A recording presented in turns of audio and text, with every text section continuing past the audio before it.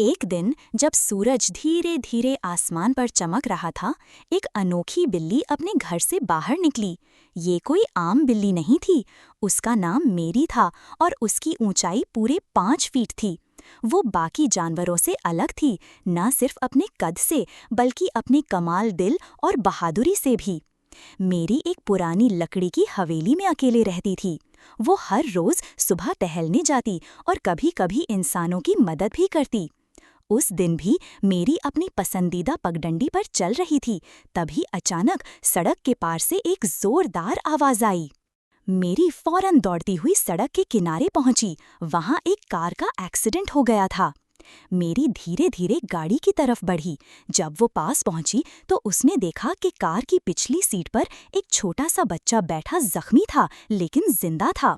मेरी ने अपनी लंबी पूंछ से खिड़की का नर्म पंजों से उठाया और अपनी पीठ पर बिठा लिया। बच्चा पहले तो डर गया, लेकिन मेरी की आंखों में इतनी ममता और शांति थी कि वो चुपचाप उसकी पीठ पर बैठ गया। वो तेजी से दौड़ी और सीधा पास के हॉस्पिटल पहुंची। बच्चा महफूज था। कुछ मामूली चोटें थी, लेकिन वो जल्द ठीक हो गया।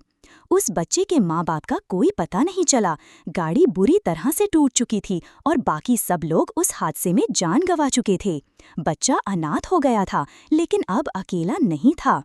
मेरी रोज हॉस्पिटल आती, बच्चे के साथ खेलते, उसे खाना खिलाती और रात को उसके पास बैठकर उसकी हिफाजत करती।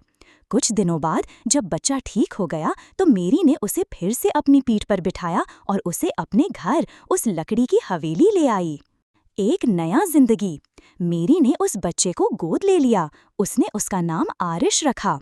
अब आरिश अकेला नहीं था। उसे एक प्यारा सा घर मिल गया था, एक माँ जैसी बिल्ली और एक नई जिंदगी। मेरी उसे कहानियां सुनाती, पेड़ों पर चढ़ना